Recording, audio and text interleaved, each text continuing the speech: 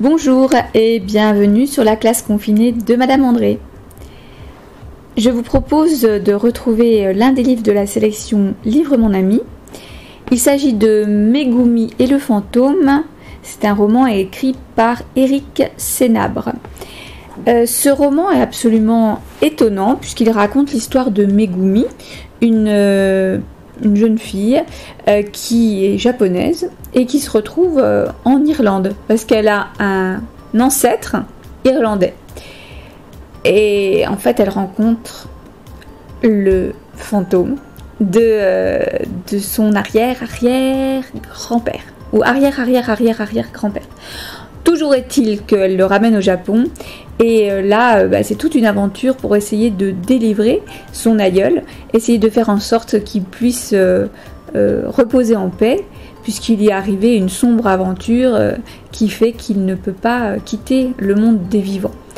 Donc une histoire qui fait un petit peu peur, mais vraiment pas beaucoup, mais qui surtout est très émouvante avec les relations que Megumi a avec son aïeul, son ancêtre, qui peut vraiment faire penser aux relations qu'on peut avoir avec nos grands-parents. Voilà, donc je vous lis la 4e de couverture et ensuite, évidemment, comme d'habitude, la première page ou les premières pages. Tout d'abord la 4e. Megumi Fujita est aux anges. La voici à Dublin pour les vacances à des milliers de kilomètres du Japon. Quand la petite fille apprend qu'elle a des ancêtres irlandais, elle décide de visiter leur manoir abandonné et se retrouve nez à nez avec un fantôme. Hors de question de l'abandonner, il repartira avec elle à Tokyo. Bien déterminée à résoudre le mystère lié à son passé, Megumi réussira-t-elle à libérer le fantôme de sa malédiction ? Entre tradition japonaise et folklore irlandais, une enquête menée avec brio par une héroïne intrépide. Je vous propose maintenant de retrouver le chapitre 1.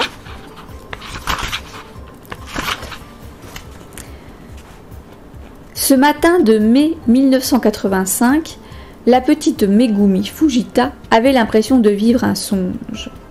Elle était bien à Dublin, en Irlande, à des milliers de kilomètres du Japon. À bord du taxi qui la menait en centre-ville, en compagnie de ses parents, la fillette ne perdait pas une miette du spectacle. Tout lui semblait si différent de Tokyo. Les immeubles plus bas, la brique omniprésente, la foule tellement moins dense. Pour la première fois depuis la disparition de sa chère grand-mère, quelques mois plus tôt, Megumi se sentait le cœur léger. Je vais m'arrêter là en fait pour la lecture parce que nous avons la chance que Eric Senabre, l'auteur du livre, a bien voulu donner en fait son livre en lecture. Donc je vais vous mettre les liens en barre d'infos et il lit tous les jours un chapitre de son livre. Donc du coup vous pouvez le retrouver et puis avoir un chapitre. Voilà, il en est déjà au chapitre 8 je crois puisqu'il a commencé pour les enfants de France métropolitaine, mais du coup voilà, vous aurez tout son livre en lecture audio. Je trouve que c'est vraiment très généreux de sa part et j'espère que vous aurez autant de plaisir que moi à découvrir cette histoire.